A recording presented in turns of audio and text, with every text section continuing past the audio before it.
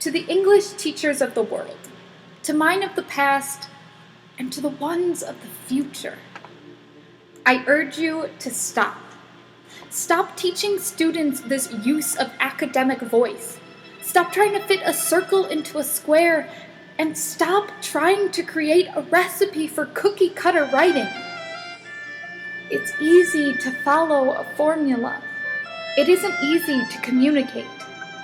And after all, is that not the goal of writing? To communicate, to express, to share, to transfer complex thoughts into the minds of an audience. Audience. It's something you lecture on without end. Who are you writing to? But your students only know how to write to you.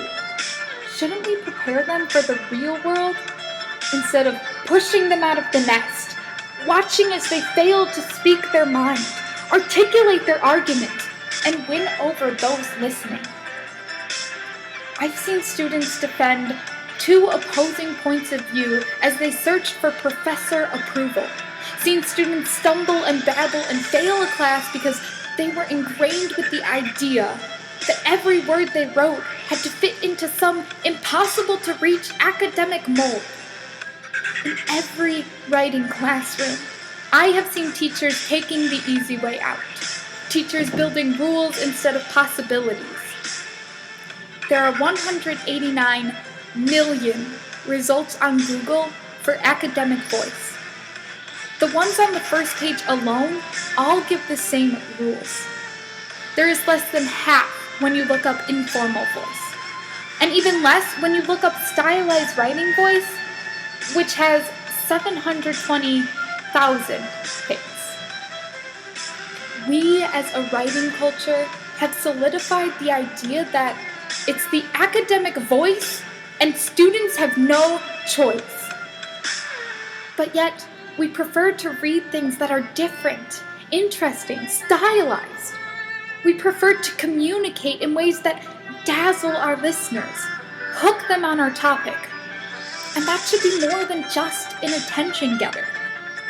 We should teach our students to let their writings represent their mind, to write for their pleasure as well as the audience's, and in words they and their audience can understand. Because last time I checked, more people understand this is worthless than flocks and Austin hillipillification, which is exactly what academic voice is. But yet we are taught that simple words are for the simple-minded, and that your writing increases in magnitude and intensity with every syllable you add. Let our students write how they speak, including every like, I, and you. If it is a part of their voice, let it flow into their writing, like a stream quietly flowing into a larger open ocean, gathering pebbles of ideas and style as it goes. Let their writing be a dance that entices, entertains, and intrigues the mind, body, and soul.